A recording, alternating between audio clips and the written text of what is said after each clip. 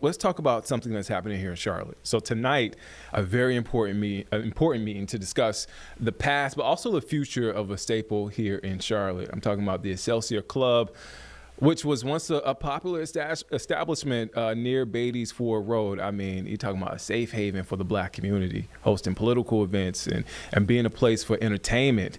Now let's fast forward to today. The club is shut down, but it's going through a rebirth. You see here the club there off Beatties Ford Road. You see it on your screens. Let's welcome in our next guest, Sean Kennedy of Kennedy Properties. We got a chance to chop it up. He's a Morehouse grad. Welcome to the show, man. Thanks for having me, brother. Thanks for having me. Okay, so what's the deal, man? So tonight, there is a meeting at First Baptist Church West, also off Beatties Ford, well, technically Oak Lawn, but this meeting, talking about the past, but talking about what's next. Absolutely. So talk about this meeting coming up tonight. It's a celebration. It isn't a meeting. It's a celebration. So it's to bring the past to the future. So we're going to celebrate the legacy of what the Excelsior was for the city of Charlotte and Mecklenburg County. And we have a lot of historical families coming out to tell stories and tell us what it meant to them and their parents. And then we're going to give the future, what we're designing, what we're building, and how that is going to impact the community and be there for communities to come, for generations to come. So we're excited about it, brother.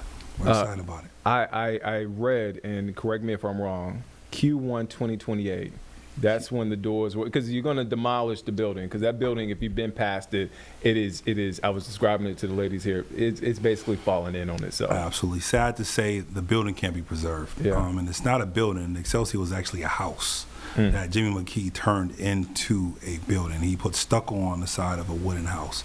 But yeah, through years of neglected repairs, and the last 10 years, the building has sat vacant with a hole in the roof. It has pretty much disintegrated, and it's not structurally sound. So we're taking the building now. We're actually applying for the demo permit next week. But what we're going to do tonight is celebrate the history, the legacy of what that building is for the community. Timeline on the demolition? Soon as possible, because it's not safe. It's going to fall in on itself. We've already reached out to a few contractors. We're getting bidding, so hopefully we'll have a contractor selected within the next couple of weeks, so maybe within the next 30 to 60 days. So that new building, I mean, we're talking about a museum, a restaurant, Absolutely. A community space. Am I missing something? Yeah, you're missing a lot. Okay. That's fair. So, we're restoring the lighthouse to Beatties Ford Road, is what I call it, and we're replicating the current building. Okay. But we're adding modern features to it, like a rooftop terrace, because that view from Beatties Ford Road is second to none. And what it will be during the daytime is a living museum, where we will tell the history of what West Charlotte and Charlotte is, all those great people that came up on Beatties Ford Road and all the great things they've done for our community. We also use the space for community gathering space, which will be free of charge for nonprofits. John C. Smith will take advantage of the space free of charge.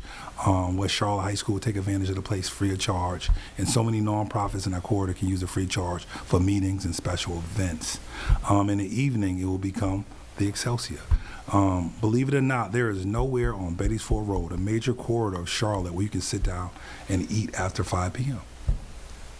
Doesn't exist. I was about to say, no, you're right. Doesn't exist. And if you're not fond of cheeseburgers and fried chicken, you can't find a salad on Beatties Ford Road after 5 p.m., even to go. So we're giving just a simple thing as that, a place where you can come have a bite to eat on Beatties Ford Road. And it will be what the Excelsior was. It was a place where we can gather, a safe place where we can communicate and talk about thoughts, and a great place for the arts, where you can come hear some great local up-and-coming talent in the evenings at the Excelsior. So it crosses so many boxes. And I hate that I'm blanking on the name of this place, a staple in Atlanta, where it was a meeting place, a restaurant. Y'all know what I'm talking Pascal's. about. Pascal's, yes. That's what comes to mind. Absolutely. Yeah. Actually, Mr. Pascal's was a mentor of mine. Wow, okay. While I was at Morehouse, he opened up a higher-end restaurant around the corner, and it was another edition of Pascal's, and I had the opportunity to have lunch with him there a few times. And that's when I was an aspiring restaurateur, so he actually poured into me on that side of things. So, yes, I'm very familiar with Pascal's and what Pascal's meant for the community. And that's what we're going to bring back to the Excelsior, that space where those ideals could be shared. And Pascal's claim to have the best fried chicken in the world. They claim to have the best. Well, they were pretty close. I'm not gonna lie. They were top 2 for me. Well, Dr. King said it was the best fried chicken in the world. So, oh, I can't dispute Dr. King.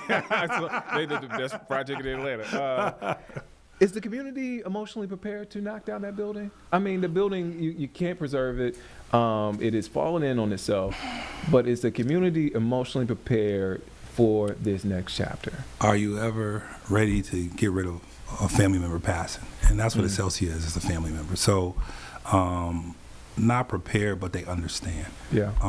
I've had 250 cups of coffee at Archive Coffee on Betty's Ford Road to talk to community members so they understand, because initially we tried to preserve the building. Yeah. We tried to find a way to keep it, but so many experts came in and said there's no way to preserve it, or if you do preserve it, it will be so expensive it won't be sustainable.